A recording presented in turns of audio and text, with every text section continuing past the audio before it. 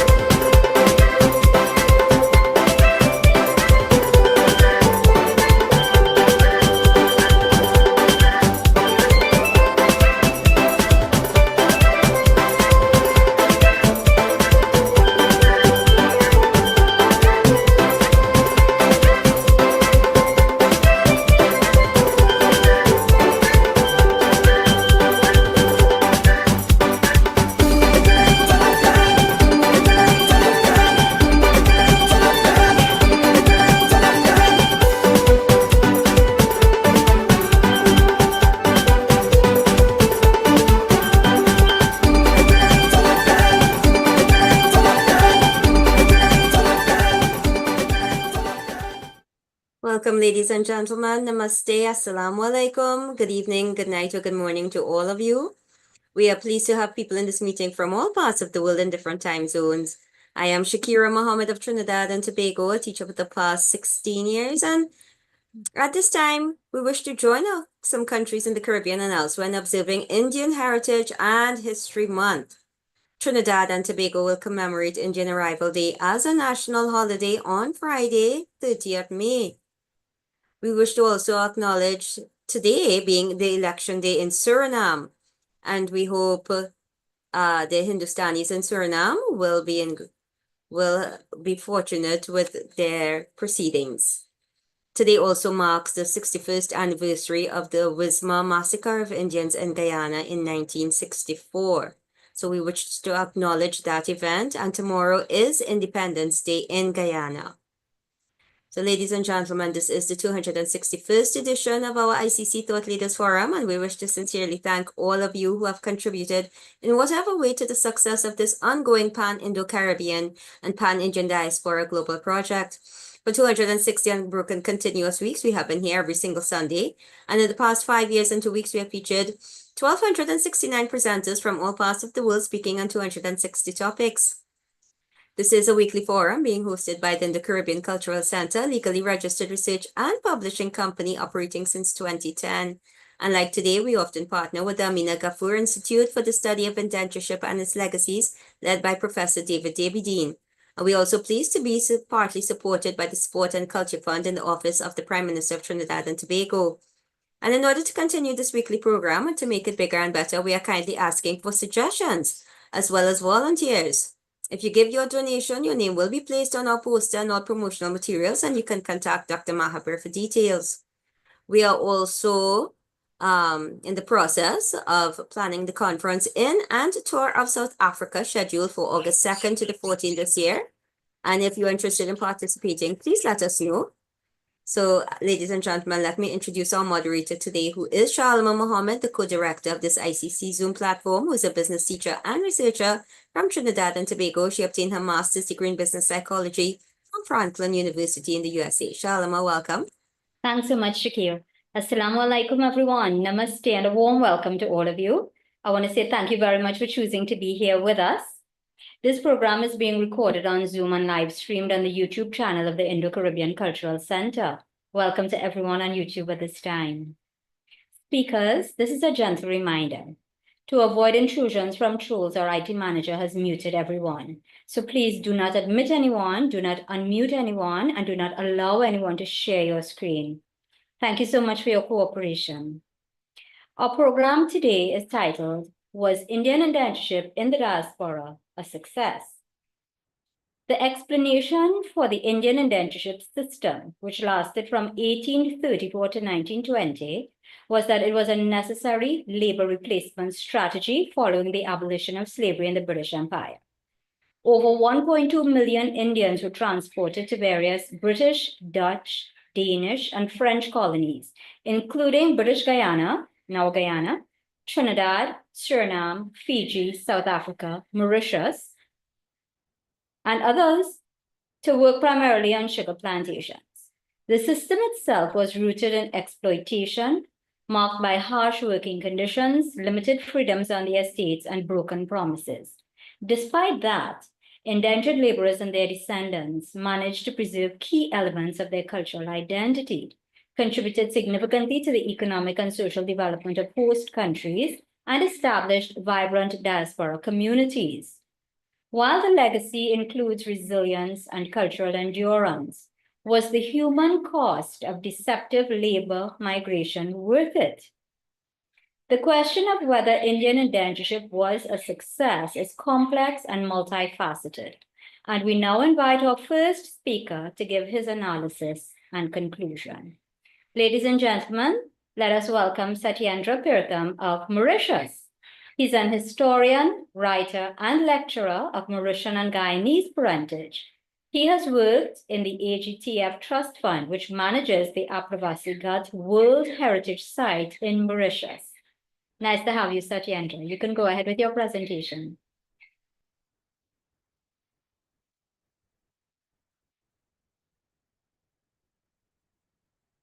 Please unmute your mic.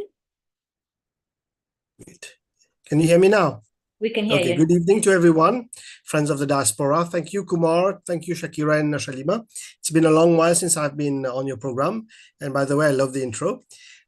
So basically, it is indeed a complex problem. And it takes, in 20 minutes, it is a bit complex to dissect this issue.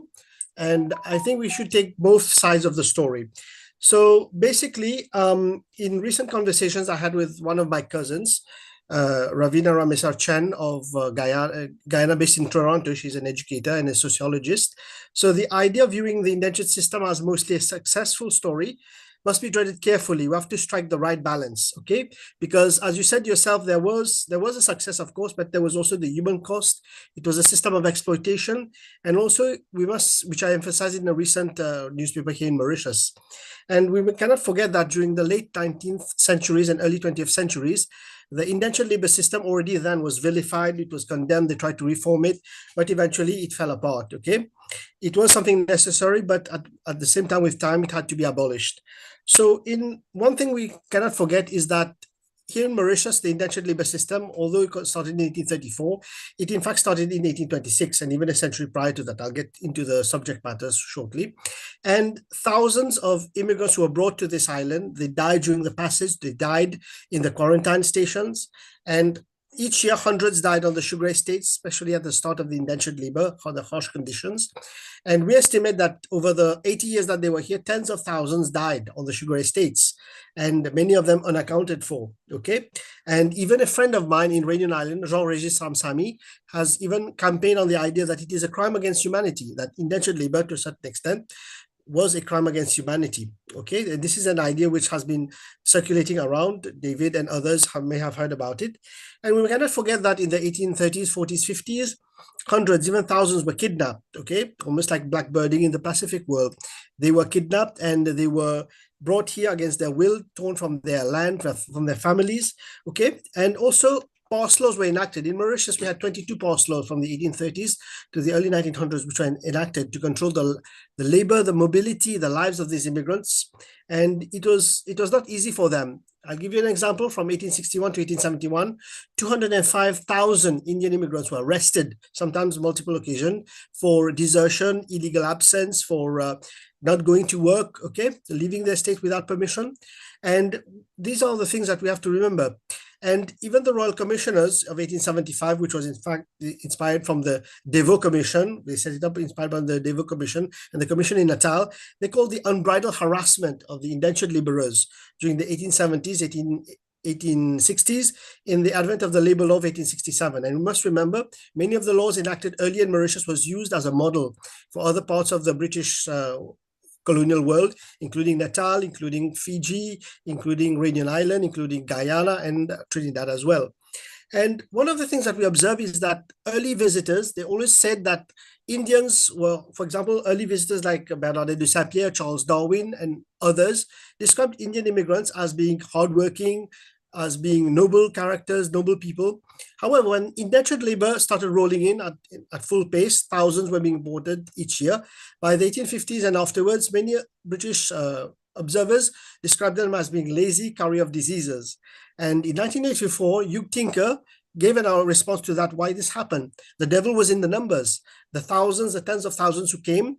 Eventually, the Britishers and the local Franco-Mauritian elite did consider the immigrants as being barbarians at the gate, as being a threat to their way of life. Okay, so in Mauritius from 1860 to 1885, just to give you an idea, we have immigrants filing 110,000 complaints. Richard Allen and myself and others have worked, Marina Carter have worked extensively on this. 110,000 complaints are amounting to 4,400 per year, while the planters, they put more than 5,000 to 6,000 complaints against the Indian immigrants per year, and amounting to more than 150,000 over a quarter century, just to give you an idea. And most of these complaints of the immigrants was 3/4 for late payment of wages or non-payment of wages. And interestingly enough, in the courts, they won half of their cases, okay? And one thing that we must remember is that even under the double cut system, when they were deducting money, we estimate that it was, when I worked at the Truth and Justice Commission with Vijay Tilak, we estimated once, it was thousands of pounds sterling, even tens of thousands over decades, and hundreds of thousands, even in millions over the 80 years that indentured labor. This is another time of when they were deprived of their wages. And today, when we calculate it, it would be in the hundreds of millions of rupees that the plantocracy owes. That is why in the commission, we spoke about the idea of compensation, not only to the descendants of slaves, but also to the descendants of Indian immigrants, okay? And when we go even further back in time, in the 1860s, the exploitation, I see one of them is talking about sexual abuse. Thousands of women were exploited. We know about this. And this is one of the unspoken atrocities of the indentured era that some writers like Gaitra Bahadur and Marina Carter, and even my own writings, we explored. But at the same time, land was not given to the immigrants. It had to be purchased, unlike the Caribbean experience. And I can tell you that from 1850 to 1950, the Indian immigrants, around 35,000, they and their descendants, spent more than 50 million rupees to purchase 90,000 acres of land. But it was not a favor given to them. They were given marginal land, rocky land, arid land, and sloping land in which they converted. So much so that by the 1920s and 1930s, they owned 45% of the arable land in the colony. They were producing, they were estate owners, they were small plantocracy, they were producing something like 25% of the sugarcane in the colony, sugar product in the colony, and 30% of the sugarcane plant output. And they, to a certain extent, through their labor, through their financial contribution, they saved the colony. They saved the sugar industry. And so this being said, in terms of the suffering of the immigrants, we must look at one thing. In terms of success, when we look at the Great Experiment, the success of the indentured labor experiment was used as an argument when the Apravasigat nomination dossier was submitted to UNESCO, when we inscribed the indentured immigration archives of the Republic of Mauritius, while we linked it with other archives around the world, Natal, Trinidad, Guyana, Fiji, etc. And Geet Gawai, the traditional Bhojpuri singing, the idea of indentured labor as being a success was underscored, was showed. Why? Because we have to take into account the millions of Indians, Chinese, Africans, Pacific Islanders, and others who were taken from their native land. We estimate at the Indentured Labor Route project around 5.2 million men, women, and children were swept up in this process from 1826 to 1946 and even afterwards. And they were taken to at least 50 to 60 different countries, colonies, and territories. One of the things that has happened is that even with the estimates of Northrop, Allen, Carter, myself, and others, in recent years, even of Bridgelal, is that we have underestimated the number of men, women, and children who were swept up in this process. And in the historiography, one of the things that's happening is that we're looking at indentured labor, contract labor, written short labor, or written long contracts, or oral short contracts, the Maestri, the Kangani system, the credit ticket system, and the liberated African indenture contract. We're looking at this at the movement of the same movements of labor in the long 19th century, what Eric Hobsbawm called the Great Age of Migrations. And we must look at it as a collective. And also the definition of the indentured labor needs to be revised, because there are many people in Mauritius, in Guyana, and elsewhere. They signed 12-month contract. They signed contracts, and we have to include them in this process and when reevaluating indentured laborers, who they were, in order to understand the full scope in terms of modern world history. Then we'll understand the success of this whole process. Okay, in Mauritius, we have 25 to 35,000 Mauritians who signed up to contracts, and this was important because it helped to abolish the indentured labor system. It was seen that given that we had an endogenous, a local workforce, there was no need for a foreign workforce to be imported. And this can clearly be seen in Mauritius from 1880 to 1910. Twice the number of immigrants were leaving that were coming into the colony, okay, just to give you an idea. So one of the things that we talk about is the Great Experiment. What is it? Given that the fact that in Mauritius is that the Indian immigrants played a very important role in saving the economy in the transition from slavery to the age of indenture. This is clearly underscored given that from 1826 to 1942, when it was a private initiative, 28,000 immigrants had already been imported. So from 1843 to 1910, when it was state-controlled, state-sponsored, we already had a large Indian presence in Mauritius, okay? And the notion of the experiment, very often people say, people like Gondapi in the 50s and the 40s, people like Comston had come up with it. No, it's not true. We already had archival sources clearly stating the notion of the experiment. The chief of police, the British governor, the secretary of state for the colonies was already mentioning the notion of the experiment. However, unlike Guyana, which until recently I was not aware, it was mostly there were Indians, but also the non-Indians who played a key role in saving the economy. And that is where comparative history is so important. So what is the special case of Mauritius? Well, unlike Guyana, Trinidad, Fiji, Natal, and we had a long relationship with India, given our geographical position. During the Dutch period in the 1600s, the French period in the 1700s, we already had some type of contract laborers or Indian slaves coming to work. Just to give you an idea, from 1728 to 1790, we had 15,000 slaves coming to Mauritius to work, and they came from South India, North India, and another 10,000 went to Réunion Island, Réunion being part of Mauritius, and they contributed to building the colony. There were 5,000 other free workers who came, contract, merchants, traders, and etc. 1810, we have the conquest of Mauritius, 8,000 sepoys helped with that process. From 1815 to 1834, we received 1,500 Indian convicts who worked on the public works. And of course, it familiarized the local population with Indian labor. We also had liberated Africans, of course, just like in the Caribbean, 1811 right up till 1870. So by the time that the Indian immigrants came onto the scene, we already had an Indian presence. Less than 6% of the population was of Indian origin, and less than 6% was of the laborers was of Indian origin as well. So that is why it brings us to three aspects: the labor revolution, the demographic revolution, and the economic revolution. The labor revolution, given that in 1834, 2nd of November, which is our National Commemoration Day, when the Indian immigrants were brought, less than 6% of the population was, less than 5% of the population was of Indian origin, the laboring population. By 1845, 10 years later, it was more than 95%, given that most of the ex-apprentices and slaves had bought their freedom or they had left the sugar estate willingly.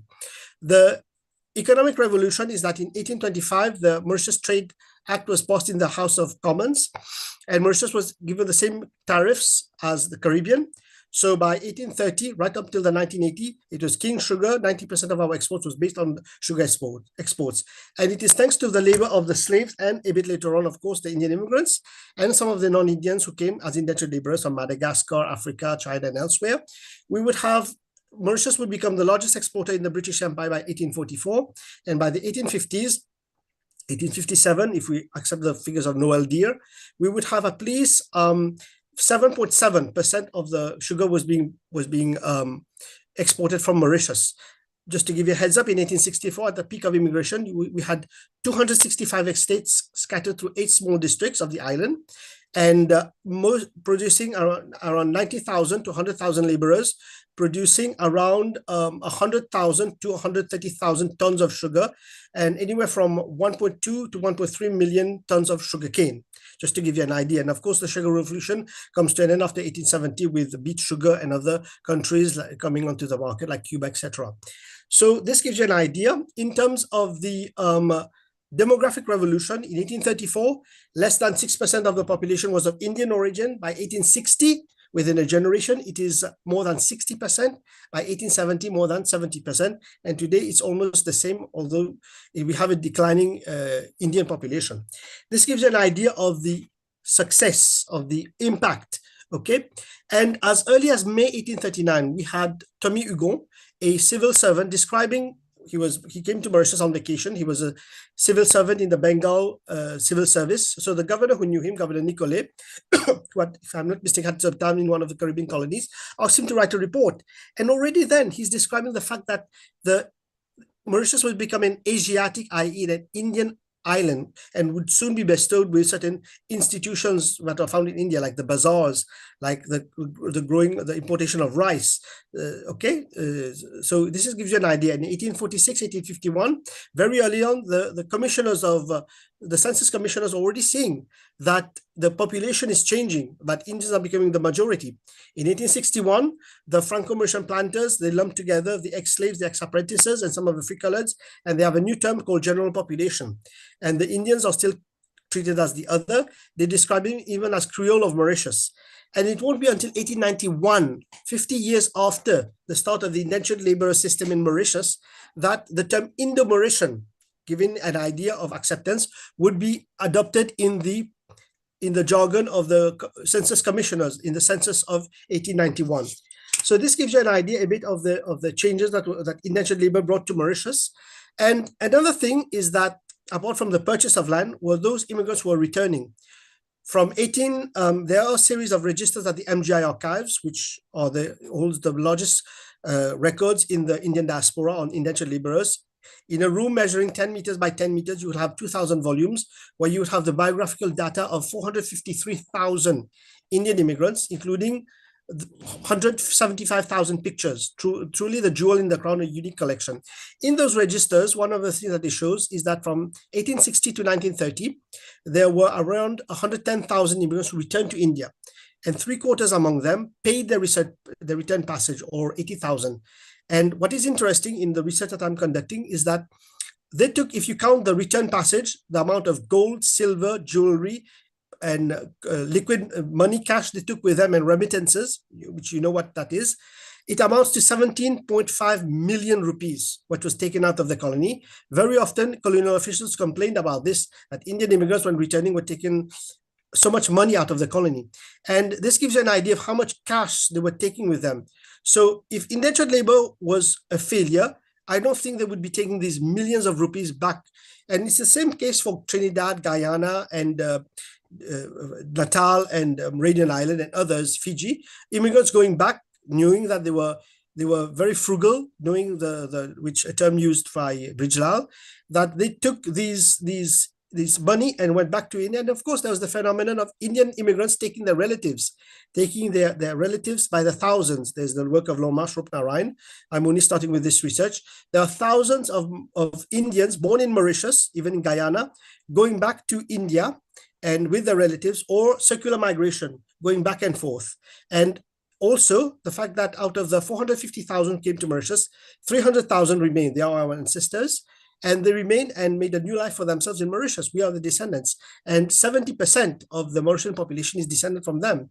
And of course, there is the notion of circular migration. I have case studies of immigrants going once, twice, thrice, even women as well, going back to. So there was this thing, and also immigrants inviting their relatives to Mauritius to come and settle. So the notion of settlers is not only Europeans.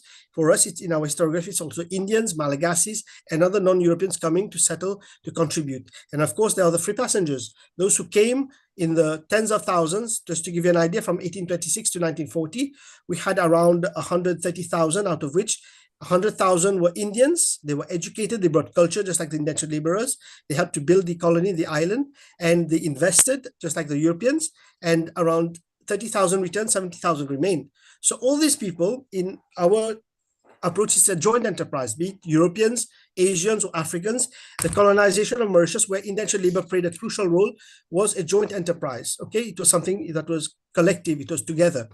And one of the things that is important to understand is that even in terms of getting commissioners of Eastern inquiries coming to Mauritius, in 1871, there was a petition which 9,000 immigrants signed, old immigrants, who are being harassed by the police. And it is thanks to them, with the help of Adolphe de Plevis, a local planter, they were able to get a police inquiry, and also eventually through the petition and the hassling of colonial officials to get a Royal Commission of Inquiry to come to Mauritius to investigate. And that Commission of Inquiry is a major source of document for Mauritius, just like the Devaux Commission in Guyana, just like the 1870s, there was another Royal Commission in Natal, in terms of exploring the problems of the Indians, try to remediate the situation, reform it, which we know we can't reform the indentured labor system. And basically it led to its demise. So the immigrants themselves played a key role with the support from their brethren in India in order to abolish the indentured labor system in one way, shape, or form in the history of indentured labor.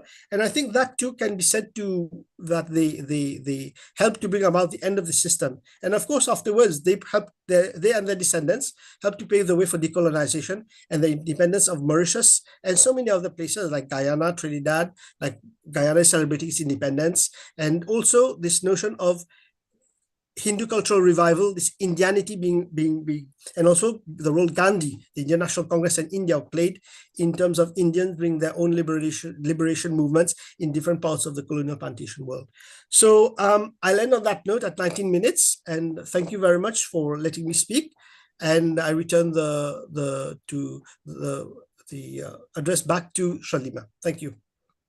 Thank you very much, Satyendra. A fascinating presentation, as always, according to Shakira.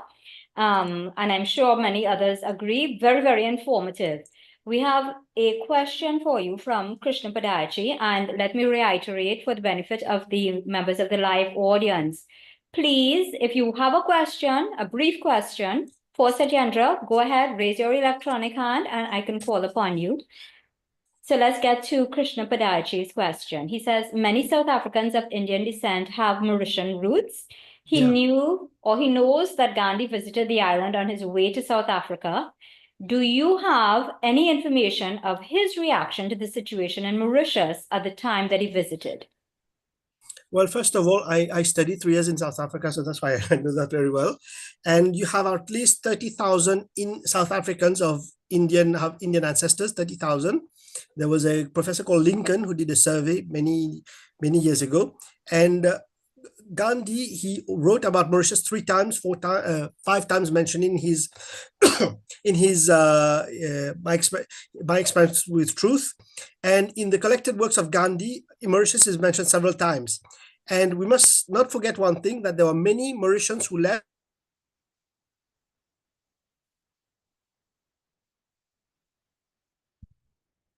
Okay, we seem to have an internet issue here. Yeah, internet with him, right? Yes. Would you like to give him a call? No, let Michael ask the next question. I don't know. Well, if Sat isn't here to take the question and complete his response, But he would I look at think your we'll wait recording. for him to rejoin. Okay. Mike, hold that thought, please. I see Okay, sure, but no please hold problem. that thought. Let's just make sure we can get Satyendra back on. Yeah, So what we'll do is we'll take our next speaker, and when he comes back, we can take questions for him. okay. So is that Thank okay? you. Yeah. He's here now. He was talking all the time, it seems. Yeah, so I was talking about Tanvi Naidu. He was one of the lieutenants of Gandhi. He was a son of an indentured laborer. He was born in Mauritius and came to Natal very young. And basically, Gandhi was in Mauritius for 3 weeks, and he became aware of the situation. And when he even reported back to the Congress Party, and eventually he was instrumental in sending Manilal Doctor, who from 1907 to 1911 would play a key role in starting the work of the emancipation of the Indian immigrants in Mauritius. And also, we know that Mandela Doctor would eventually go to Fiji to play the same type of role. So yeah, Gandhi's coming to Mauritius was an important event that we commemorated the centenary many years ago, back in 2001. And it is still remembered to this day. Yeah. Satendra, can you turn on your video? Because it's off. Because Michael has a question for you. Okay, hold on. I'm having a technical issue with my video since I joined. Yeah. Hold on. Yeah. Yeah, I can see him. Oh, it's off. It's okay now? Yeah. Yeah. Yeah. Okay. Yeah. Okay, so I can go ahead. Yeah. Yes. Oh, thank you so much. I just wanted to first say it's an excellent and very very detailed, and is overwhelming in terms of the volume of information. Well, And I appreciate it. You have the long paper which Kumar can send you. Kumar, Shakira, or Shaliba can send you.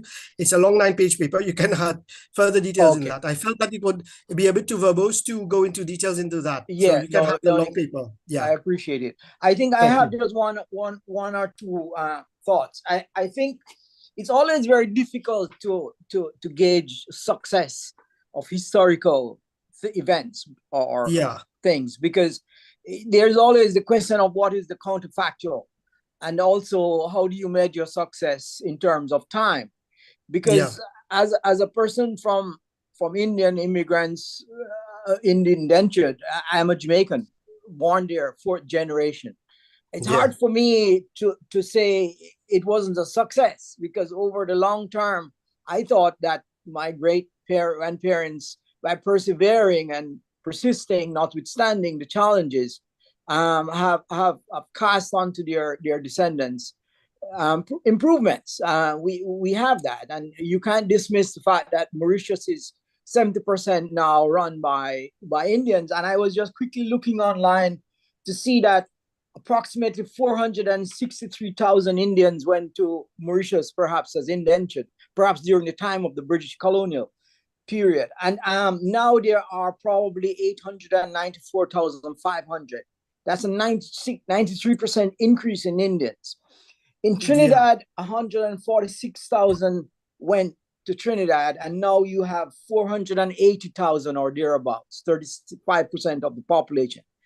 My point there is that they've persistent. The population has increased. They're persistent, and in those countries they have done well. They're running the country now in Trinidad, in Guyana, in Mauritius, and their children and their children's children have done well. So, notwithstanding the problems, I think it's hard for us to gauge these things. And when you look at where the Indians came from in the early times of the transportation of these Indians, they may have come from the north, with Yes, backgrounds in deep cultural backgrounds. Mike? But then I'm Mike? going to quickly wrap up. And then, but then Mike, I'm sorry, I had to mute you for a second. We thank you very much for your comments. If you have a quick question, can we have that, please? Can you unmute again?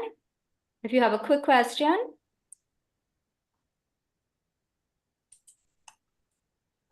Okay. Okay, Maybe- so I'm not hearing him. Weebing, you had a question. Go ahead, please. Can you unmute your mic? Can you hear me? Yes.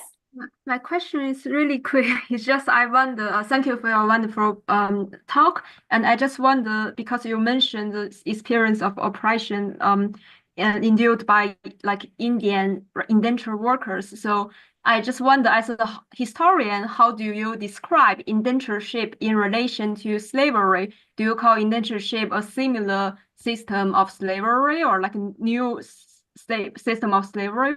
Just is there any description for indentureship in your mind that doesn't reduce the historical particularity of both kind of historical events? Thank you very much. Well, indentured labor cannot be considered a new system, but the Tinkerian paradigm, what you're referring to, has been rejected. Because the thing is very simple. The slaves were brought, they didn't own their labor, they were owned by someone else. Their children was owned by someone else, and most of the slaves did not return to their land of origins, while Indians, They were legally free people under the duress of a contract. The contract was what? The modern contractual labor system. You had normally they would serve for 5 years, could be 3 years, 6 years. The man would be paid the contract 5 rupees, the woman 3 rupees 50, the child 2 rupees 50. But after serving the time, of course, there were laws that were passed to keep them on the plantation, but they could leave. They had a return passage. Many of them, even in my own genealogy, and people have helped. And in the book I wrote, They Came to Mauritian Shores, it's clear that they invited their relatives. They went back to India, they came back, they kept most of their culture. While most of the slaves, unfortunately, they kept some strands of their culture, especially in Mauritius, for example, the Mozambicans, Malagasis, and others. They lost that big chunk. There are certain aspects close to slavery, but this is not slavery. Although the early period, the 1830s, 40s, 50s, the conditions were akin to slavery. But again, once again, they were paid a wage. They were legally free people. Their children were not automatically indentured workers, although co-opted. So it is difficult to put them together. But again, at the same time, the notion of who is an indentured laborer, which again, in the discourses I'm having with academics in different circles, is that we have to include the endogenous workforce, the local workforce. We have to be flexible. We have to be a bit more flexible in our definition. And then it will show the true impact of those millions of immigrants, men, women, and children who are taken to all those places. It will show the true impact of indentured labor and show that today they have tens of millions of descendants throughout the world. Okay, Weebing, I hope you got the response that you were hoping for. Thank you very much, Satyendra. Thank you, Shalima. Ladies and gentlemen, we'll move on to our next speaker, and this is Dr. Aman Singh Maharaj of South Africa. He's an author, entrepreneur, and academic. His novel titled A Dalliance with Destiny blends magical realism with diaspora themes, reflecting his passion for anthropology and global cultures. Welcome, Dr. Aman.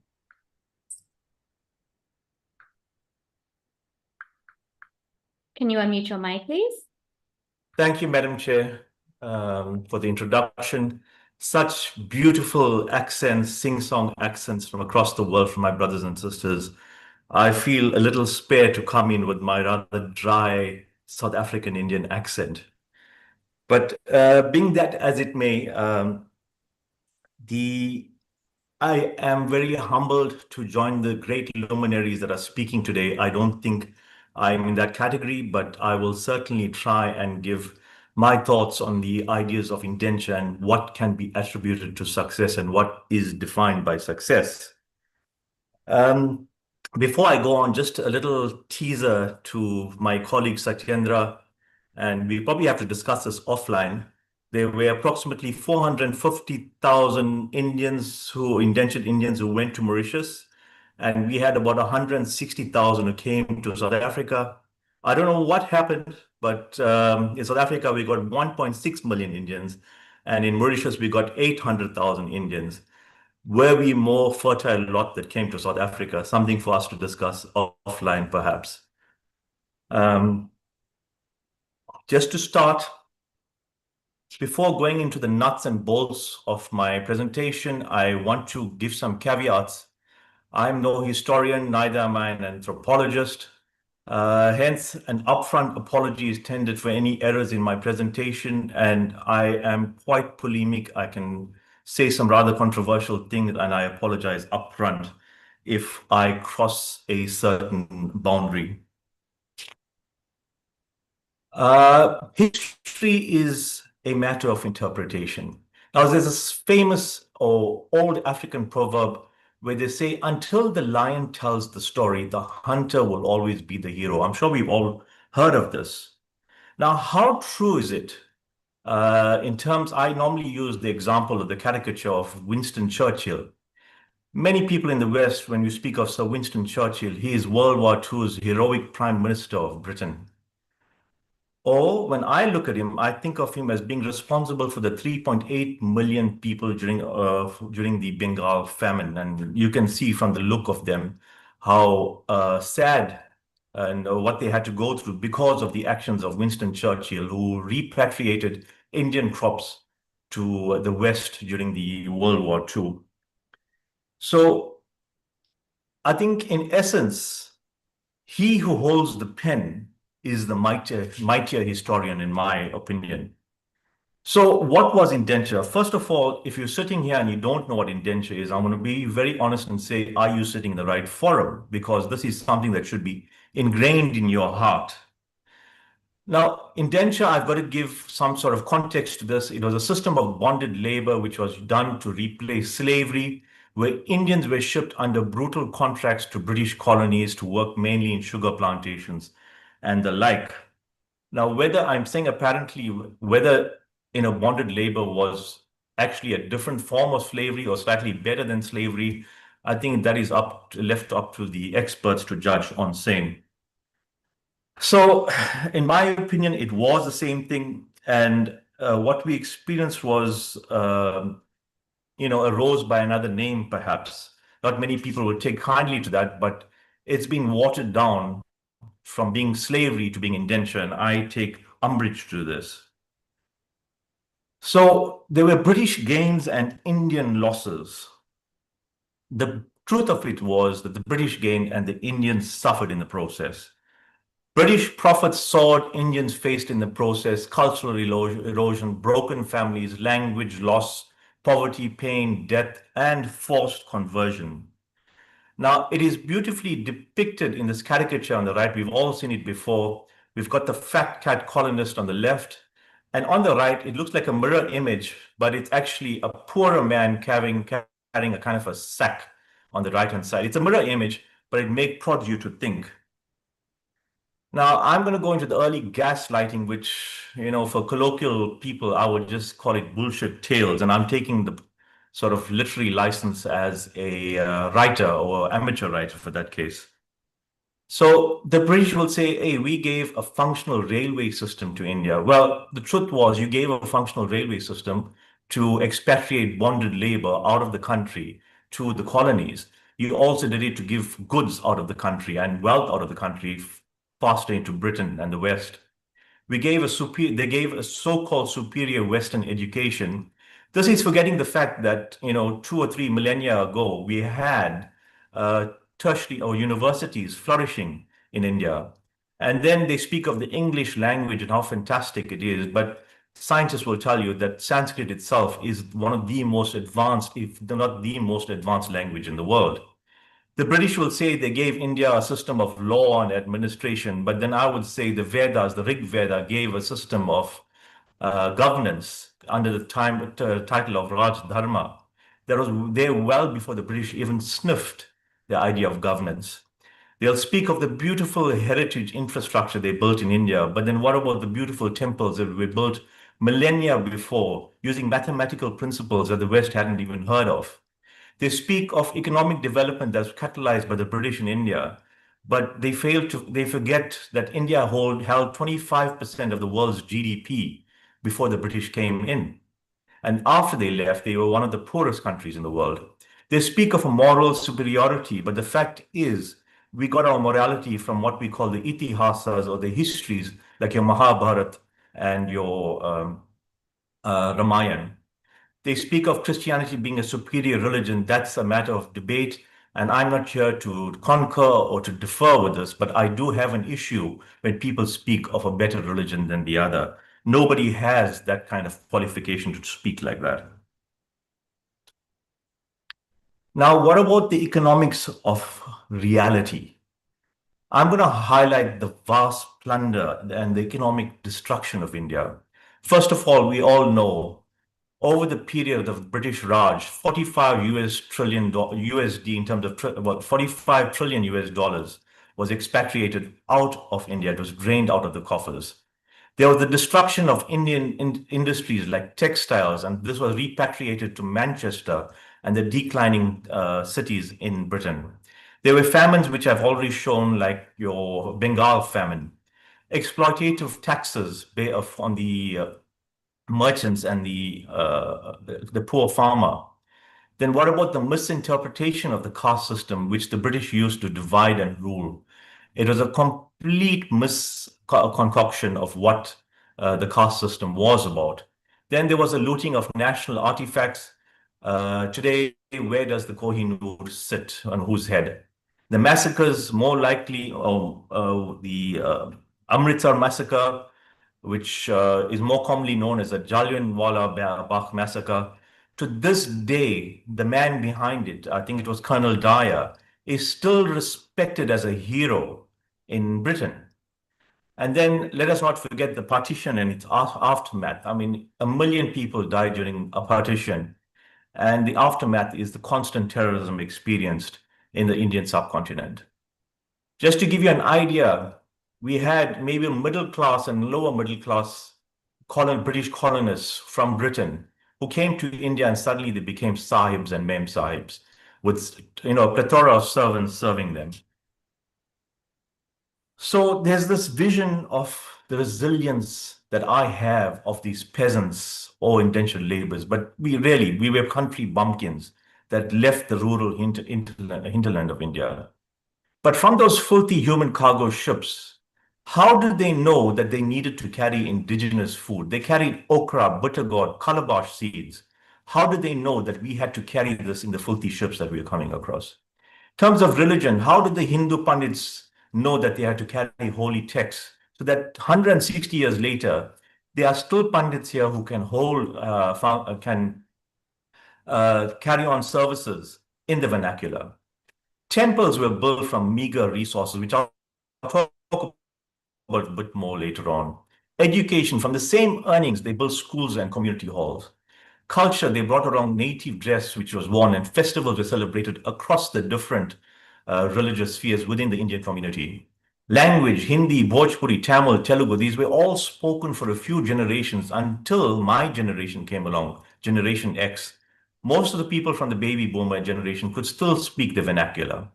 What about the family values? Joint system of living, creating economies of scale to allocate monies for education. I'm going to touch on this just now as well. So how did these guys, I mean, look, they were squashed like cattle on the ships.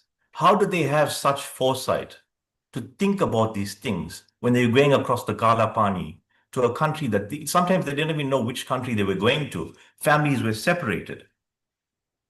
Instead, in South Africa, what do we boast about? We boast about the bunny chow and how fantastic it is, when our forefathers did so much more. So I want you to hear this lament. It's a very small, short Bhojpuri song. And, if this doesn't bring a heaviness to your heart, I don't know what will. But just listen and read the words. It's got subtitles as well.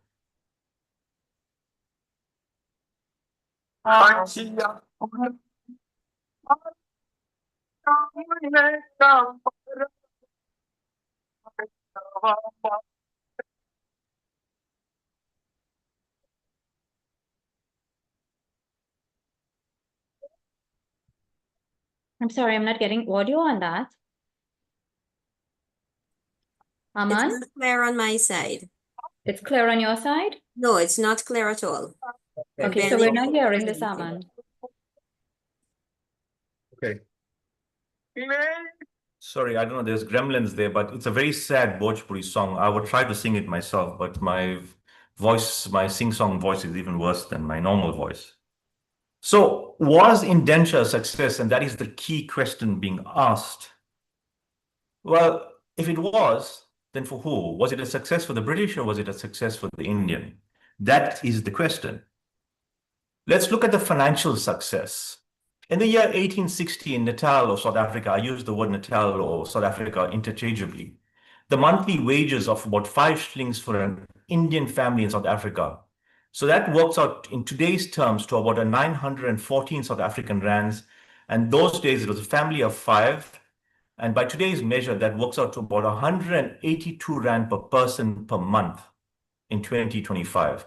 Now, if you look at actual salaries or monthly earnings in 2025, total per family with an average of 3 Indian people in each family, it's about 34,786 rands per family, which works out to 11,595 rands per person per month. That we are effectively earning, in terms of your purchasing power, 64 times what our forefathers earned. But what did they do? Look at the sacrifices they made of our forefathers. With those meager earnings, they allocated income towards education. Within the second generation, guys were becoming tertiary educated. joint family system, it created the economies of scale in terms of affordability. So for example, if you were the eldest grandson, you were educated first, and once you had the job, you started to educate your siblings and cousins. That was the system of altruism that continued right until the baby boomer generation. There was an extreme focus on studies, and then there was the ability to save from meager earnings in the early years. So I can categorically say success was not due to indenture. It was due to the grit and the resilience of our early forefathers.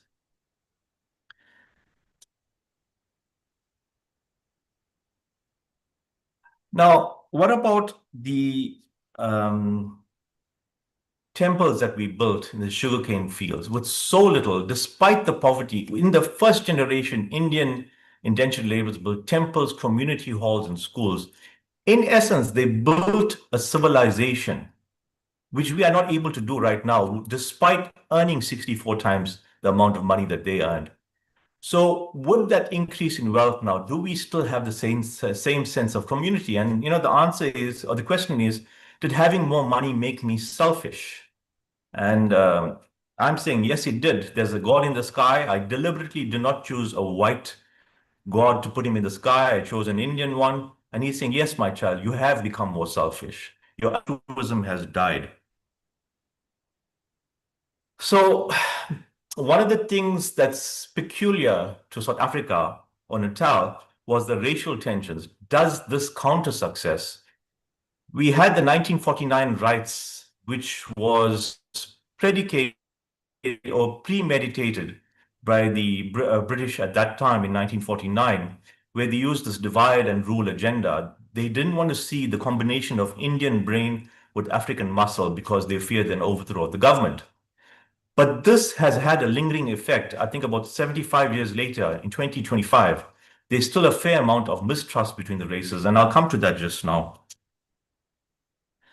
So effectively, there's this thing called affirmative action in South Africa, where Indians also have to work harder for lesser. And this really makes my heart sore.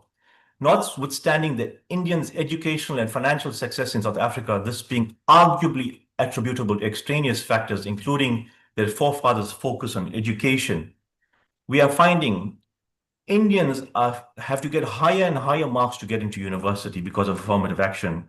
It's virtually impossible to get into a medical school with just an A aggregate as an Indian. We are being increasingly left out of the job market allocations in government and corporate spheres. And what is happening is Indian kids are forced to generate wealth from entrepreneurial activities, which is not a bad thing in itself, because small and medium enterprises create wealth in a country. But then they're also leaving the country, which is contrary to the way we've been brought up in terms of this joint family system. Then there's this thing I call modern day amnesia. Why are our educated youth now arguably rejecting family, culture, and community?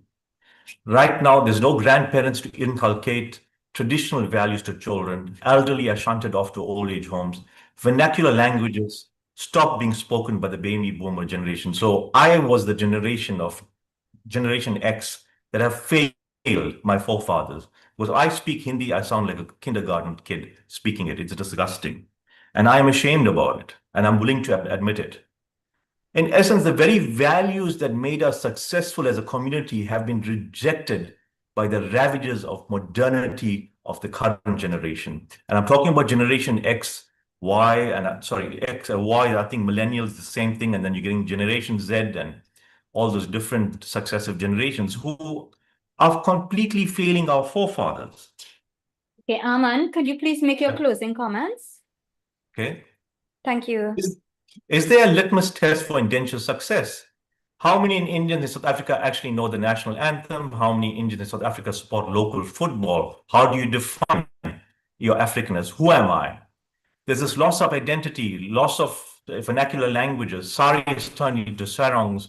Marriages turn into experimental living relationships. Lamps not being lit in Hindu homes.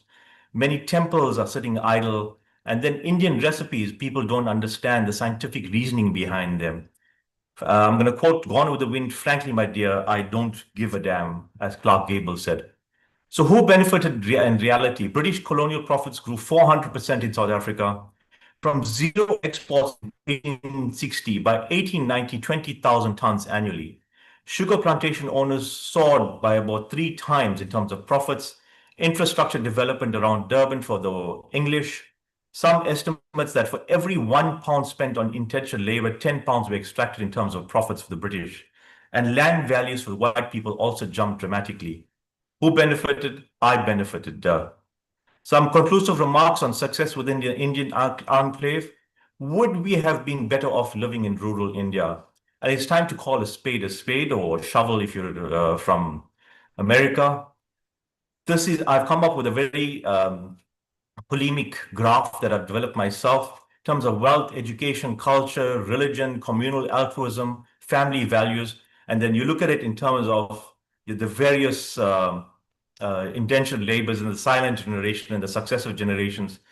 And this is quite embarrassing, but this has been what has happened. In terms of wealth and education, we evolved. From monkeys, we stand upright. In terms of culture, religion, altruism, and family values, we became monkeys again because we don't care.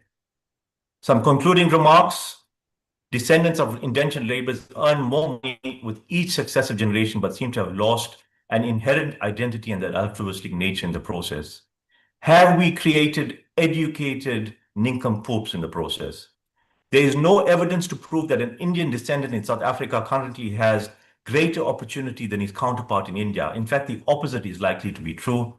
There is a greater sense of identity with the youth in India than the youth in South Africa. Financially speaking, indenture solely benefited the colonists. The success of descendants of indentured Indian laborers happened in spite of colonialism, not because of it. Success is a highly interpretive term that is not necessarily defined by wealth and status. Finally, to quote Sir Isaac Newton, if I have seen further, it is by standing on the shoulders of giants. And these giants happen to be our forefathers, and we don't match them.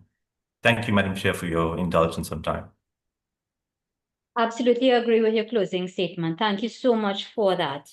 I'm seeing here a comment from YouTube, and this is, thank you for that reality check. Success was in spite of the ill treatment and the horrible conditions. So we have a question for you from Krishna. As a former South African living in Canada, I've observed that white South Africans still don't recognize people of Indian ancestry from South Africa as South Africans. However, they are South Africans. Comments? Sorry, is that directed towards me or? Yes, directed to you. Shall I read it again? No, it's fine. No, I think that died out with the baby boomer generation. I mean, I look at the next generation, Generation Y, the millennials and the Generation Z. They see past color because they're growing up in integrated schools. So I think it's dying out, which is a good thing. Okay, excellent. Thank you very much, Aman. Thank you. Ladies and gentlemen, we move on to our third speaker. This is Professor Betaram Ramharak. He lives in the US, but he's originally from Guyana. He teaches history and political science at Nassau Community College. His books include The Centenary Celebration of the Arrival of Indians to British Guyana, 1838 to 1938. Welcome, Professor Ramharak.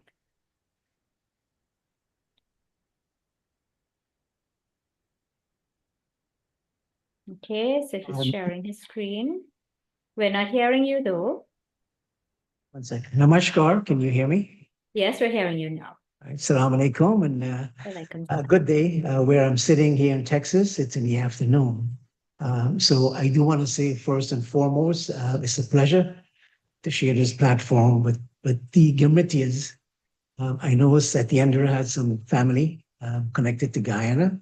There were South Africans, indentured South Africans who were taken or brought to Guyana at some point during indentureship. So let me first and foremost say, I think the answer to this question, speaking as a Gurmitia, descendant of Gurmitias from Guyana, is there's a lot of contradictions. There are lots of successes, but there are also contradictions. And I think more than any other place, any other diaspora community, to where Indians were taken, Guyana reflects that contradiction, namely the successes and the challenges. So with that, Kumar had always insisted that I come prepared with a PowerPoint. So I've done that today. But before I get into that presentation, which I'm hoping will give folks out there a chance to see, what that experience was like in Guyana, and I can try to address some of those contradictions and challenges that I spoke about. But first, let me go back to something that Shakira said initially about what is happening in Guyana. We are at a very, in a delicate situation, at a serious point in our development in Guyana, and for a number of reasons. First is that tomorrow, May 26th, happens to be the 59th independence anniversary of Guyana. The country gained independence in May 1966. But it was not a smooth ride, politically speaking. Prior to independence, it was a very divided society. It does remain very divided today. So in some sense, we are faced with a situation where maybe unlike Mauritius, we had that kind of organic development. We had more of a sense of sort of a fragmentation, right? And we're kind of suffering the perils of that today. And I'll talk about that, later. So we're celebrating independence tomorrow, the 59th anniversary. Now, today, May 25th, happens to be, if I can use the word disturbing, for two reasons. One is our neighbor on the west, which is Venezuela, is claiming 2/3 of Guyana's territory. Now, this matter was actually addressed. It is at the ICJ, but Venezuela had carried out a referendum. And today there is an election where they will now decide to have a governor to make this part of Guyana, which they call Essequibo Guyana, Venezuela's 24th state. Now, obviously, Guyana is a small state, and we don't have the kind of resources, to take on Venezuela, but we do have friends, right, like the United States and so on, that have jumped into the fray. So Venezuela is going to have a sham election, and the pretext of which they will use to try to annex, right, that part of Guyana. In the exclusive economic zone, Guyana has a tremendous number of oil fields. So that means the catchphrase today is that Guyana is going to be the Dubai of the Caribbean. And aside from that, that area also has a lot of gold, diamond, and rare minerals, right? And of course, it will make Venezuela a much more expansive territory vis-a-vis the other countries in the area. So what I'm saying is the Girmitia family we're talking about have these challenges, but more so, May 25th is the 61st anniversary of an event that I don't think has happened in any part of the diaspora where Indians are. I'm talking about what is called the Wisma Massacre. Chedi Jagan, who I'm sure most of you know, the Indian leader in Guyana wrote in his book, he used the word massacre, which really refers to an extraction or the forced removal of Indians from a place called Wisma. It's actually Wisma, Christiansburg, and Mackenzie. And this was in 1964. So the entire community of Indians were removed. And I'll talk a little bit more about that. Again, this is also part of the challenges we're talking about. But again, to answer your question about whether it's a success, yes, it is a success. Economically, the country is booming. We're on the cusp of really, truly becoming an industrialized country because of the oil wealth that we've now discovered. But yet there are challenges. So let me get back to my PowerPoint. And again, with this PowerPoint, I'm trying to share with the audience some information about, the country that I'm from. I am a third generation Yamitia from Guyana, and there are some uniqueness, as I pointed out, but there are also some similarities with the Yamitia family in other parts of the world. So first and foremost, I'm assuming you can see this picture here. Is that clear enough? Yes. Yes, yes. Okay. All right. So this would have been a picture, showing the transportation of people who were coming into these colonies, Guyana being one of them, British Guyana. So you're looking at people from this picture, you can ascertain that there were different, division of labor. Somebody mentioned or asked earlier about, whether this was whether indenture can be compared to slavery. Well, there's two different systems, but as Walter Rodney has said, they are both systems of control. But indenture has to be considered as a sort of a different system from slavery because of the element of of volunteering, for this kind of journey and this kind of approach to a different new life away from India, right? So you have that. This is a picture from the Harvard collection, which shows some Indians who are ready to work, so to speak. One of the things that caught my attention was this fella here with the hookah. I remember growing up in Guyana. My Aja had one of these things in his home, and I can never figure out why every time I go to his home, he's always smiling. But as I got older, I figure out, what he's putting in that hookah. So some key facts about Guyana. We're going back to 1834 when immigration actually started in this British colony, and again this was after Mauritius. So we're unique in the sense that on May 5th, 1838, two ships. Again, this is unique compared to any other of the diasporic communities. There are two ships left on different days, but arrived on the same day, May 5th. So again, that's an auspicious occasion for us. We're looking at the Hesperus and the Whitby. The numbers kind of vary from 239,000 to 240,000 in terms of the number of Yarmitians who ended up in British Guyana for a number of reasons, and we can go into that later. But most of the plantations were owned by Booker's Connell. This was a conglomerate, and they pretty much owned most of the sugar fields to which Indians were brought to work into. So Chetty Jagan's independence movement, it was really a fight against the British conglomerate Bookers, and he made that a personal fight, so to speak, to remove their, exploitation from Guyana. One of the other unique element about our indentureship is that we do have a sense of, what some of the medical problems that the indentured Indians experienced while they were on that ship. This is based on a diary by a doctor who was on the Hesperus. I think David Devidan, who's on this, who's on this platform here, and some other colleagues put that diary together. So it is a tremendous source of information regarding medical conditions. This is something I found in the British parliamentary papers, again, to the credit of David.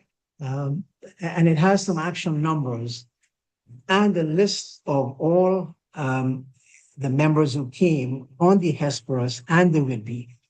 This is important, again, to David's credit, who forwarded this information to me, but it's there in the archives. It's important because there was always some controversy about how many people came. And it's an area that I'm looking at, again, unique in the sense that two ships came. What was the life like on those ships? And who were these people on the ships? You're looking at, 156 on the Hesperus. And then you're looking at another 263 on the Whitby. So there were about 245 ships that came to the shores of British Guyana, and those ships made about 535 trips. So that's a little general background of who we are when we talk about, the Gramitias from Guyana. And incidentally, we don't have that on record. We don't even have a museum. So when we talk about challenge, that would have been one of the challenges. Given the rich history of half of the population in Guyana, we don't even have those kinds of, places where you can actually go and have access to this kind of stuff. The immigration records, I would say, of Indians are also not in great shape in the archives. So this is why the British archive has become very useful for us. This is the immigration depot in Georgetown. The building, unfortunately, does not exist. There's another building that has replaced that today. I'm sharing this information with you. It's an excerpt of some of the rebellions on the sugar plantations in which Indians were involved. It is important because, again, this is a selected list. It's important because what the history of indentureship in Guyana has shown is that there has been a very long tradition of rebellion and protest for better wages and so on against human rights violations on these plantations. Crispin Bates, a historian connected to Edinburgh University, has made the point that some of those people who may have come after 1857. 1857 was the Sepoy Rebellion, right? India's first independence movement, so to speak. Some of those people who were involved in that rebellion may have been some of the folks who were placed on the ships and who came. So maybe there was a connection with that kind of rebelliousness. But the point I want to make about this is that in 1913, the most massive of those rebellion occurred in Berbice, from the county that I'm from, on the Rose Hall plantation. It is significant because you had 50 people who were killed. Many of them were shot. In fact, according to Gayatri Bahadur, some of those who were shot required amputation to save them. And even with amputation, some of them could not survive.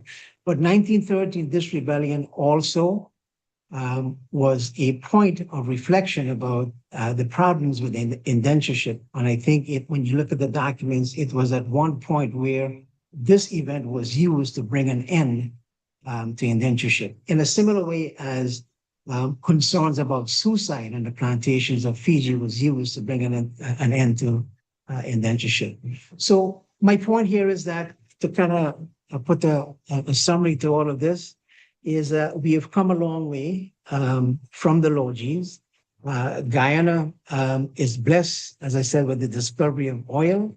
It is going to develop. It is rapidly developing. If you were in that country, let's say a year ago, and you go there today or tomorrow, it will be a totally different country that we will see. There's a rapid industrialization and so on.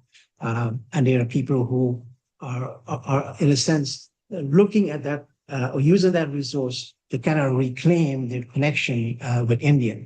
And I'm sure you know about the Coolie woman, Gayatri Bahadur's famous book, which kind of maintained that cultural connection with India. So 1966, when Guyana became independent, the two foremost political leaders, Chedi Jagan and Forbes Borno, Guyana is divided into two major ethnic communities, Africans and Indians. It's divided, it's bifurcated, and I guess in a similar way to Mauritius and Fiji. But the nation has remained divided since that independence. And before the independence, we talk about the fact that the Wisma massacre occurred in 1964, right? But there have been some other issues that the descendants of Gramitias are dealing with. So yes, to come back to that original question, Indians have done pretty well for themselves. In the late 1800s and the 1920s, Clemcy Charan has taken a look at the economic achievements of Indians, leaving the plantations. They became small farmers. They began to expand, into cattle rearing and so on. There were jewelers and then people who were moving up, right? So that continues. You had a lot of folks who were going abroad, becoming lawyers and doctors. The University of Edinburgh was a famous place, where some of these doctors were qualified. And of course, yes, the successes can be seen from some of those names that are very familiar to people, like Sridhar Ramphal, Shahabuddin, who was a member of the Royal Court, the Lacruz, famous lawyers and so on. And yes, we have a growing class of business-oriented people who are doing very well. So in all of the various fields, we have done pretty well. So some challenges, as I mentioned before. Let me start off with suicide as one of them. I'm not a mental health expert, but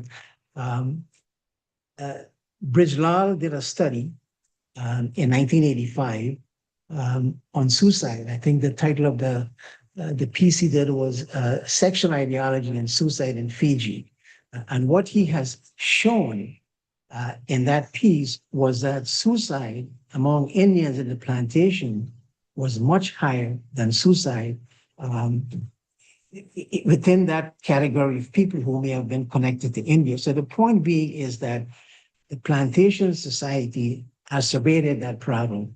And again, this is one of the reasons why anti-indenture folks also began to become part of that movement to put an end to the indenture system. This is a problem in Guyana. There is a place called Blackbush in Berbice where per capita, suicide happens to be the #1 problem in that region. And it continues. And the two ways that's being done is by hanging and by poison, right? Self-ingested poison. Brijlal had also shown that it is a much higher problem among Hindus as opposed to Muslims, for instance, because there's a strong tradition in the Muslim tradition that causes people to kind of oppose going in that direction. That suicide rate was much higher among males than female. So that is a major problem in Guyana today. The other major problem I can tell you about is this whole issue of alcoholism, right?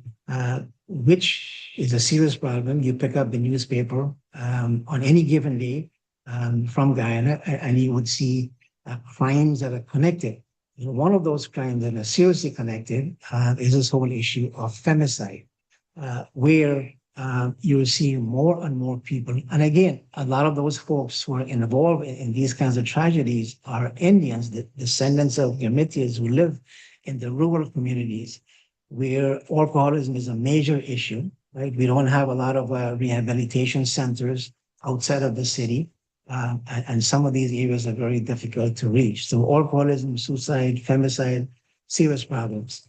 But I want to end by coming back to, what I said about, May 25th being a day that we're not very proud of, right? The Wisman massacre. That was not the only event that demonstrated that Indians in Guyana are facing some serious issues. Again, it is a divided society. So we have WISMA. So at every election, you do have this flare-up where Indians are the target. They are seen as soft targets. 1998, there was a major rebellion following the election where people on the streets were targeted because A, they were Indians, and B, they were seen as supporters of the People's Progressive Party, which is a party that is a vehicle for most Indians in Guyana. 2003, there was a report that was done, and the lead person in that report was a person by the name of Raihan Shah, who was a popular novelist, which documented the racial attacks against Indians. So my point being here is that violence is a major issue you're dealing with. You've seen that in Fiji, you've seen that in South Africa, you see it in Guyana, right? So that is going to continue, unfortunately, in the Guyana situation, because this is an election year. The country still remains very divided. We had a flare-up recently on May 28th, again, where the business community Indians and Chinese were targeted, right? So when it comes to when we're looking at our progress and challenges, this would be a major concern. So I want to end by saying this, and I don't mean to sound very negative about where we are, right? When we talk about the immigration migration, we're actually talking about the second phase of migration, right? The phase that came before that, where Indian merchants were very much involved in Asia. You had the Indian Ocean trade. They were spreading religion and so on in different parts of Asia. Then we have the European control, which is the part that we're dealing with. And then we have the more recent migration pattern. So we are, in a sense, connected with that middle migration that we're talking about, the second wave, but we are also deeply connected with the third migration because in Guyana today, because of the problems that Indians are faced with, that population has been decreasing. Indians became the larger population in 1911. In 1980, the Indian population was about 52%. As of today, that Indian population hovers around 34 or 35%. So there's a migration, and we're seen as a people in transient, right? Now you can look at that as a form of abuse, where Indians are forced to leave because the conditions, if you're dealing with violence and so on, that's a push factor. But you can also look at the fact that those who have gone abroad into other places like Canada, the United States, England, and so on, have done very well and pretty well for themselves. So the successes are there, but we do have the challenges. And what I would end with is by saying this. We need to have a new paradigm as to how we look at the Indian experience. We can talk about the indentureship system, yes. The Europeans brought us here.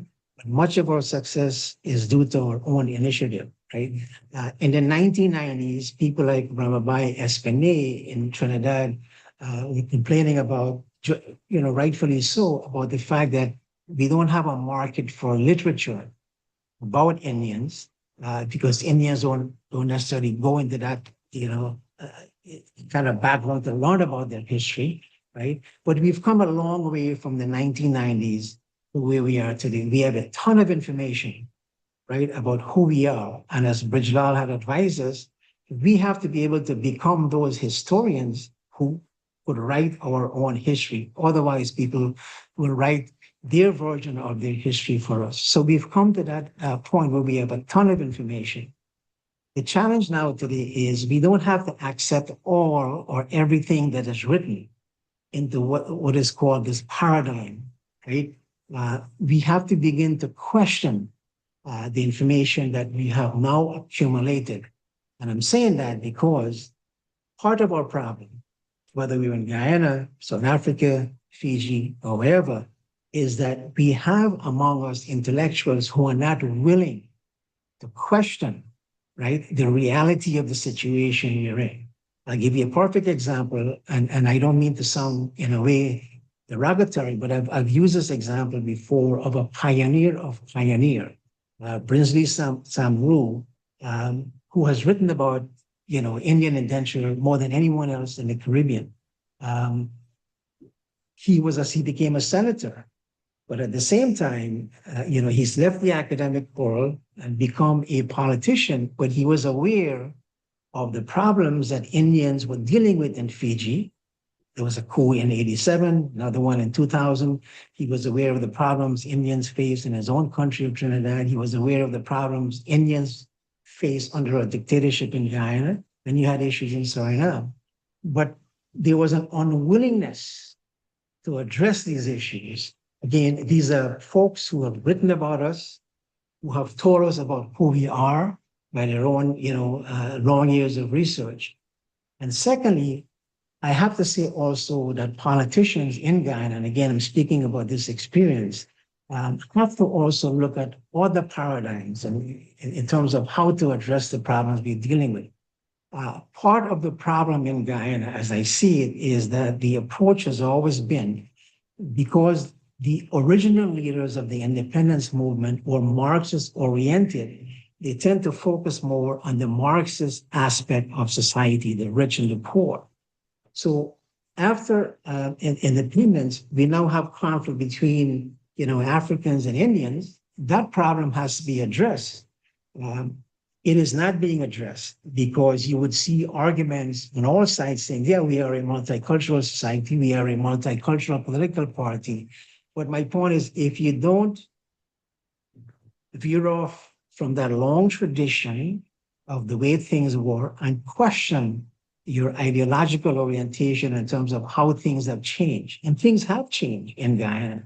So we have to look at the reality of what we're dealing with. And I think that's a challenge that political operatives, political entrepreneurs who are Indian oriented are in a sense unwilling, because we have that sort of a framework in our mind that yes, we have to build a multicultural society. But yes, that's fair enough. But why suppress the Indian concern? There's no harm in talking about your concern as Indians and addressing and finding ways to address, for instance, the violence in Guyana that seems to repeat itself over and over again, right? So those issues have to be addressed. So yes, Dr. I'm gonna. So yes, Thank I'm you gonna very end by. much. Yes, it's a mixed bag when we talk about our experience in Guyana. Thank you very much. Very, very informative, quite detailed as well. And we have a question for you from Evan. Evan, go ahead and unmute, please.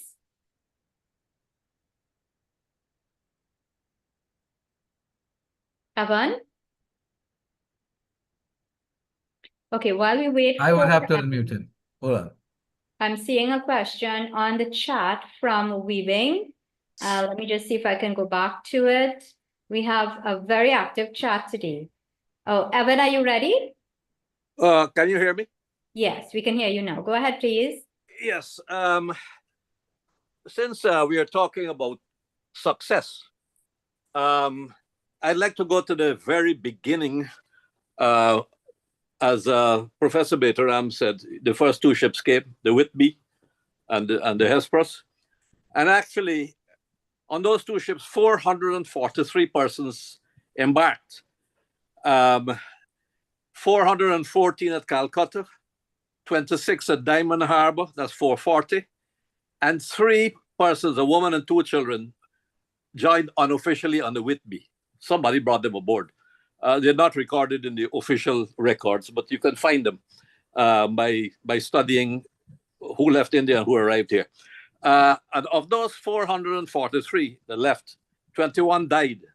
So 422 arrived here alive, of which 5 died within the first day of landing. 4 males and a boy, a little boy, baby. So you had 417 persons available for allocation on the 6 estates. And of those, you had 21 children who were not indentured. So when you subtract 21 from 417, you get a famous number called 396. Many people think that 396 people came, but 396 basically were the persons who were not children, comprising male adults, male adolescents, and females, of which there were 13 married, and the one who came unofficially. And none of the women were indentured as well. So when you take away 14 from 396, you get 382. And of those 382 males and male adolescents, one was too infirm and old to work. His name was Bajnath. He went to Reading Hope. He eventually walked down to Bellevue, where he died in the same year, 1838. So 381 males and male adolescents were indentured, including the 6 Anglo-Indian male superintendents of labor / interpreters. Now, of those who came, 236 were slated to return to India on the Louisa Bailey and the Water Witch. But the Sirdar of Anna Regina, Ramlal Singh, he died just as he was about to board. So 235 went back to India, right? And why I'm going to talk about success here is that they took back with them these 235 persons returning to India. I read somewhere that a lot of them died on the way back to India. They took back 23,300 $331.99. So I'll call it $23,332, almost an average of $100 per person, which was a lot at that time. Some went back with very little, and of course, some went back with a lot. And the most successful estate per capita returning was Anna Regina. 44 of them took back $5,383.99. The highest in total was from Highbury, $8,536. The lowest was Friedenstein with $853, but there were 31 who went there and 9 died very quickly, so 22 were left. They didn't do too well. And the worst, though, were Wales. Wales were the people who went to actually Vredenhoop. And when Gladstone sold his estate at Vredenhoop in 1841, the Wales indentured labourers were the Vredenhoop indentured labourers were transferred to Wales, and those who went back to India took with them $1,035. That's for an original amount of 70, 64 males, 3 females, and 3 children. And Bellevue's $4,136. 86 when they were originally, and a lot of them died. You'll find that there had 58 available for work. So within the first year, there was a great amount of death there at Bellevue. So the averages vary. Some did very well, and some did not too well. But on average, it was a success. The Gladstone experiment on average was a success, where 235 persons returning to India took back with them on average $100. That was a lot of money in those days. Yeah. Thank you for clarifying. We appreciate that. Good. Wei Bing, please go ahead with your question. Do you need to unmute? Yes, thank you very much for this brilliant talk, because you talk of resistance by the Indian indentured workers. So I also wonder, are there some indentured workers fleeing from the plantation into the mountain and live their life in the mountain in Guyana, doing something like marronage, individual or community level? And the second question is that what has caused the feminist side? Can you please explain it? Thank you very much. Thank you, Professor Ramharak. I couldn't hear the second part, but there are situations where, and by the way, thanks to Evan, the last ship that left Guyana was, I believe, 1955, the Resurgent, right, that brought descendants of Gurmitians back to India.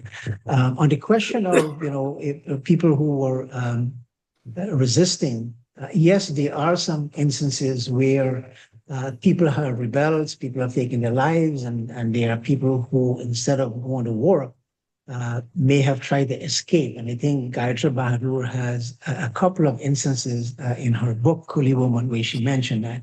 But in terms of large scale, people leaving, as let's say the Maroons of Suriname or Jamaica and so on, I don't think we have examples of those. Where people en masse. Because remember, these plantations were policed, they were cordoned off, there were strict regulations as to their movement, they had to carry passes and so on. So they were very much controlled, right? We know it's not a slave system, but it was a tightly controlled system, and the punishment was severe. So we don't have that kind of mass migration, migration from the plantation where people, aside from the rebellions we see, some of them were spontaneous. We've seen in Guyana, and the list that I've shown you earlier. Yes. And the second question, I'm sorry, I couldn't hear that. Just you talk about the feminist side, the killing of women, as one of the problems. Can you please explain what is the factors that has caused this issue?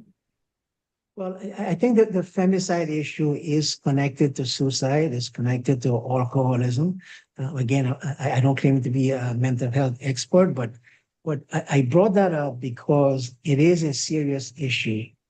When you look at suicide, for instance, before it kind of is centered around male, but there was a trend that we are now seeing where those who commit suicide are not just, in a sense, taking their own life, they're taking the lives of family members, and very often women are part of that. But there are many cases. If you go back last week, there was a graphic picture of a woman with 3 kids, who was beaten and abused. And very often the males may be involved in, they may be alcoholic, or they may be inclined to, to abuse alcohol.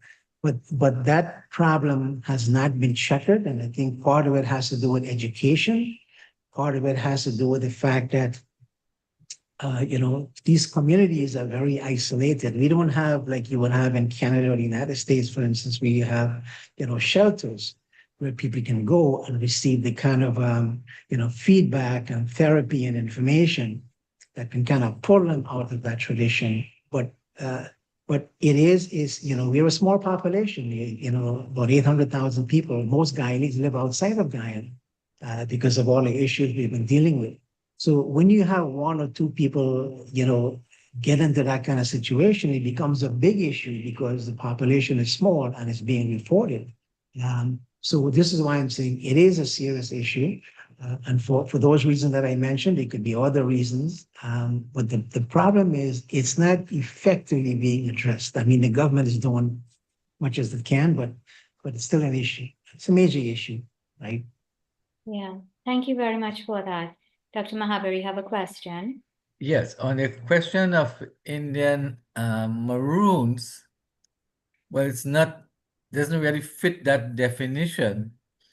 But in Trinidad, there's only one scholar who I know, Michael Toussant, Touissant, who has written an entire chapter on Indians in Trinidad who were fleeing,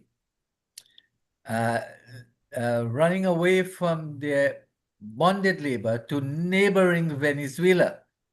That is just 7 miles away from Cedras. They were going with fishing boat. And that I would try to get him on a program. We can probably do an entire program on that topic because it's interesting. So since indentureship, Indians were going to Venezuela. And I still have the interest in going to that place. The place is a name, but they would have become so much integrated and assimilated. I don't know if their descendants would remember that history, but it's well documented. You can check it on the internet. Thank you. Well, that kind of mass migration, unfortunately for us, was in the post-indenture era, where a lot of people under the dictatorship went to Suriname, actually. Right. I have a lot of family who lives there because that was a safe place to go. And a lot of them went to Venezuela in the 70s and 80s, some of them coming back because of the development of the economy. And that creates an additional political issues because given the bifurcation of the population, the opposition is saying, well, you're going to register people to vote to give you that edge. So that creates an additional an issue. But those kind of mass migration we see, in the post-independence era in Guyana. And that continues, by the way, as I said, because of the population from 52% to the government hasn't released the census, and it could be because of political reasons. I don't know, but unofficially, they're looking at maybe 35%. Yeah. Very, very interesting facts. And I want to thank you very much for that. We could continue this conversation all evening. Unfortunately, we still have one presentation to do. So thank you very much, Professor Ramharak. So if Dr. Aman has any closing remarks, we can... you want to take that before we run Rajan's presentation? Oh, right. We have that. Let's do that first. And if we Let's do Rajan's, yeah. Yeah. So everyone, our fourth presentation is pre-recorded. This is Rajan Nazran of England. He's the chief explorer of the Global Indian Series. He has spent over 15 years traveling to more than 60 countries to explore the places that people of Indian origin call home. As soon as this presentation is over, we will return to Dr. Aman. Hi, dear friends and family at the Indo-Caribbean Centre. Thank you very much for this invitation. I'm really sorry that I couldn't be there live in person. By the time you have this video, I'll be in transit once more. God, it sounds like I've been taken hostage, but I am fine, I can assure you. As a brief form of introduction, my name's Rajan Nazran. I'm the Chief Explorer for the Global Indian Network. We are one of the world's largest platforms taking on conversations that define who we are in terms of the global brands, and importantly, taking a second look at the countries that we now call home. So far, over the course of 15 plus years, when I had a lot more hair up there and less hair down there, I've traveled now to over 74 countries globally, having a look and providing oxygen to the power of publicity to discussions that we need to know more about, especially as people of Indian origin. Now, this subject matter, I think, is vitally interesting. And before I take a deeper dive in, I'd like to thank Dr. Kumar for the incredible work that the Indo-Caribbean Centre has been doing, hosting these weekly songs and bringing the communities closer together. And I'd like to thank my fellow panelists, I suppose, on this platform, many of which actually know personally that have been on the podcast for us as well. So again, it's a shame that I couldn't be there in person with you. So let's kickstart this journey off. The question that I've been asked is, indentureship a success or, in my mind, a mirror to humanity? Now, when we ask, was indentureship a success? The first question we have to ask as a local and global community is, a success for whom? Because that question phrased in isolation, often in the countries that we now call home, is both reductive and can often be misleading because it smells of identity politics. And a lot of people across the Caribbean, as well as within Africa, will know exactly what I mean. It assumes there's a single lens through which to measure that vast and painful experience and experiment of indentureship. Now, having traveled to more than 74 countries, I've spoken directly with descendants of indentureship from countries like Guyana, Mauritius, I know a fellow panelist is from there, Fiji, through to South Africa.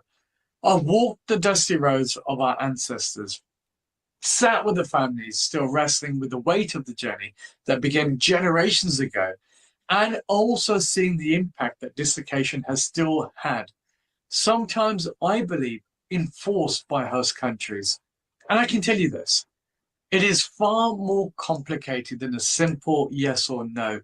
But I hear the grows, I hear the signs, I will do my best to give a justified answer. So let's do this. Let's talk about the misconceptions of indentureship. So some of the misconceptions that people have is that indentureship was just a form of migration. It was not. People were coerced. They were lied to, told tales of gold streets, only to find themselves enslaved by contracts and conditions that they couldn't read, in languages they couldn't speak, on lands they did not know. Ships like the Leonidas, the Ganges, the Fatal Razak carried thousands packed in deplorable conditions. By the time they arrived in places like Fiji or St. Lucia, many were already dead. Some voyages had mortality rates as high as 20 to 25%. And when they did arrive in these countries, we've seen often mortality rates including up to 50% of the survivors. And these people were not greeted with dignity. They were branded, as we now seen, as coolies. They were bound by 5-year contracts, pushed for absences, paid pittance, and made to work in conditions barely better than slavery. We did a podcast a couple of years ago where we called it the Sugar Wars. And we spent 122 hours curating these 4 podcasts, going back in time, having a look. And we explored through the audio theatre with guests ranging from historians to heads of states. The brutal reality of indentureship is worth listening to as it painfully tracks the journeys that many seldomly want to cover. Now, part of that is also within those misconceptions is that people think that the people that came over via indentureship were just the poor, the destitute, and those living on the peripheries of society. Nothing can be more false. In my opinion, the next misconception was that this was not the impoverished of India, but these were the explorers. They were the entrepreneurs. those who are willing to take the risk at that moment in time in India to go abroad and to earn money and bring it right back. There's a certain mindset that one has to have in order to do that. That is not a question of desperation. It is a question of progress. So now if you put yourself in that mindset, these were individuals who are entrepreneurs who took on the challenges to go abroad and make money. Then indentureship makes a bit more sense, because then being tricked in the way that they were, it makes more sense as to why there was such different levels of bitterness that took place. Third misconception, people believe that it was Britain as a whole that did this. That's not true. It was colonial Britain, yes, but not all Britons. We forget that the machinery of the empire was run by a handful of powerful families that had financial interests, and they were the political elites. And yet back home in Britain, ordinary Brits took to the streets, especially after the Cooley Commission reports in the late 19th century, and they protested. They wrote in papers, they lobbied Parliament, and they're the ones that help shift this. So we must also be careful. The villain here isn't a nation's people, it's a structure of an empire propped up by capital hierarchy and racial supremacy. And I'm going to come back to that point. In fact, it was Gladstone who overturned what his father had instrumented. Yes, I hear you. You're going to say, well, the family already profited by everything. However, the son did reverse because of public pressure. So let's now come back to the central theme here. Was it a success? Well, if we are asking in terms of economic terms for the British Empire, it absolutely was. The plantations flourished, sugar prices stabilized, the new colonial outposts were formed. They replaced slave labor with a cheap contractual alternative and kept the wheels of the empire turning. But, and here's a big but, if we ask in human terms, what do we find? I personally believe we see something remarkable that shows how the global Indian community are custodians of the human civilization. Think of this, communities of people ripped from their language, their rituals, their homelands, dropped into an alien environment with every form of dislocation. And somehow, our community thrived. They built temples from memory. They created festivals like Diwali in the Caribbean. They preserved language like Bhojpuri in countries like Mauritius and South Africa. They kept the Ramayan in Trinidad and carried turmeric, mango seeds, and memories across the oceans. It also shows that these were not ordinary people, but they're extraordinary people in the most unfortunate of times.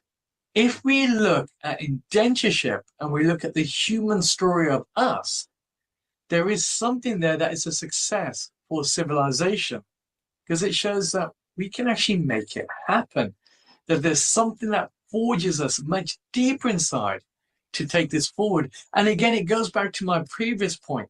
The individuals that were thrown into indentureship, they were not how it's been portrayed. They were not the poor and the destitute. These people were the entrepreneurs and the intellectuals. It also asks us a deeper philosophical question. Is this the evidence of an undying human spirit? Now, the very fact that people could transcend caste, geography, and pain to form entirely new communities is a profound example, in my opinion, of nature over nurture. There's a resilience within us that transcends external systems. However, let's look at the pain now, the prejudice and fragmentation. It would be dishonest to end our story here of indentureship, because the price paid for this success still haunts us. In Fiji, Indo-Fijians were once made nearly 50% of the population, have faced repeated political coups and racial targeting. In South Africa, we heard the chilling chants from the EFF and their subordinates shouting out "one bullet, one Indian." Check out the documentary that we did on that. In Guyana or Trinidad, we often see communities pitched against each other, reduced to race-based politics, feeding divisions that were seeded long ago by the colonial strategy of divide and rule. Even in so-called progressive nations, glass ceilings remain. Skin color, surname, accent still define access and opportunity. Same thing is very true in Mauritius. Looking at you virtually, of course, my dear colleague. The prejudice hasn't disappeared. It's simply changed. Masked and often hiding behind the cloaks of liberalism, professionalism, or nationalism, it's cloak and dagger stuff. The descendants of indentureship then live in nations we help to build, but we are still sometimes made to feel like strangers in them. So let's have a look at what could have been and the unfinished legacy. Let's pause and imagine if indentureship was actually done in a justified manner, i.e. the contractual obligations were met. What would have happened if it was truly a bridge between India and the world? What if there had been a post-return integration program?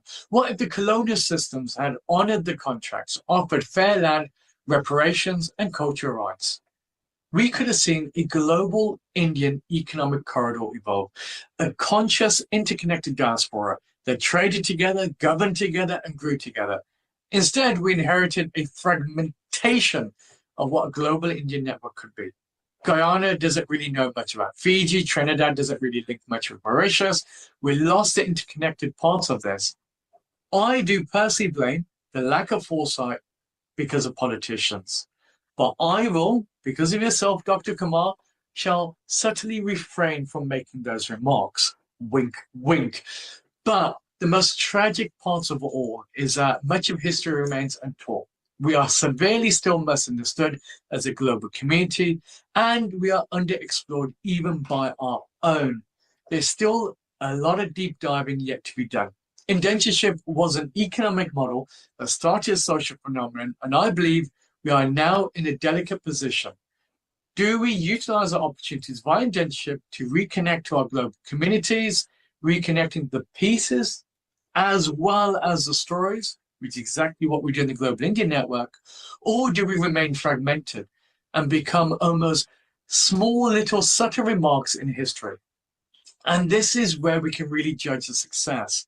Our success as a community, as whether it is indentureship or PIOs or NRIs, should not be scattered across the pages of history. We have to collectively rewrite the next chapters. In order to do that, we have to then have a look at the big conversations taking place in our nations.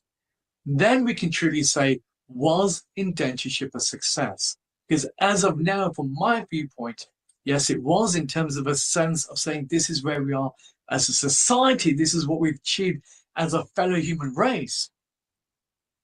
But man, aren't we missing the entire ocean of opportunities, having this incredible community, this tapestry right the way across the globe?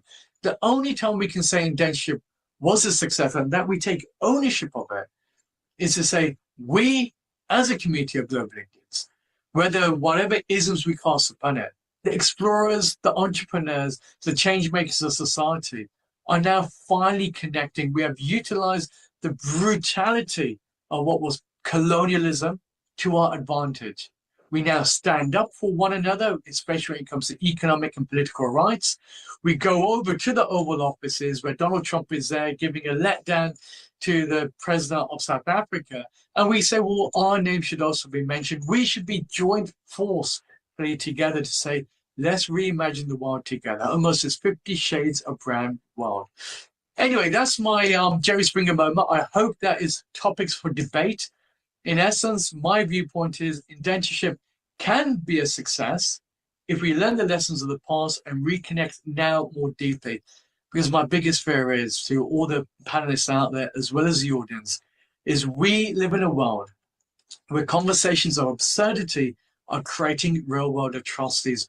We're living in an environment where we see the instances of South Africa, all the instances of the indigenous laws coming into place like Malawi, all the rising kidnappings in places like Kenya, all the ethnic-based tensions reshaping Fiji. They're happening even more so before. UK is a prime example with the increasing numbers of the Reform Party. We have to stand together as a community, because if we do not do it at this moment in time, well, future generations are going to inherit cancer. There'll be a lack of identity, a lack of know-how, or we'll be pushed further to the peripheries than ever before, especially in the countries that we claim to call home. Thank you very much for the session. I hope I kept it within your time constraints. A very thought-provoking presentation there from Raja Nazran. As always, I want to thank him very much in absentia. Ladies and gentlemen, we have 2 minutes left on the program. It is now 4:58 where I am. And I want to ask Dr. Aman Miraj, please, you have the floor. Feel free to make your closing comments. Sure. I just came across a comment from one of the people who are watching. I don't know whether it's a he or a she, saying, Salam, Namaste, people in diaspora. Remember, we left as untouchables. We were lower caste. The British did us a favor in uplifting our standard of living. Our ancestors has done that well in the new countries. Be thankful to the Europeans. Today, we have a better and a higher standard of living, financially, spiritually, economically, intellectually, etc. Our religions and caste kept us down.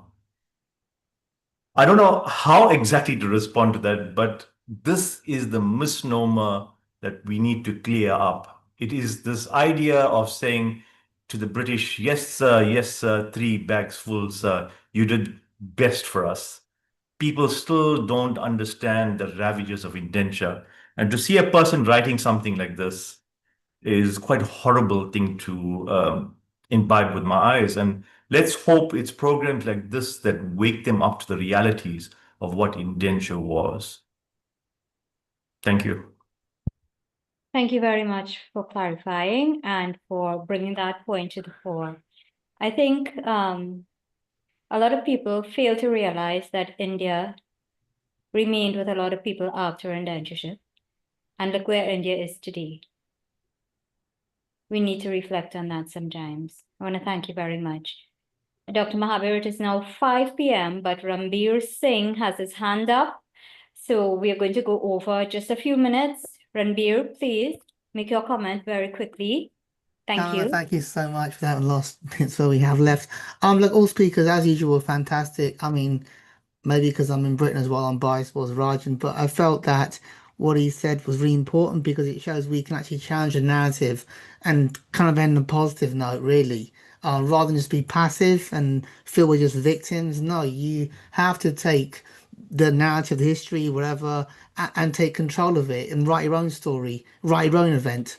As said in Dead Poet Society, what will your verse be? It's not just passive. We have our own active role in it.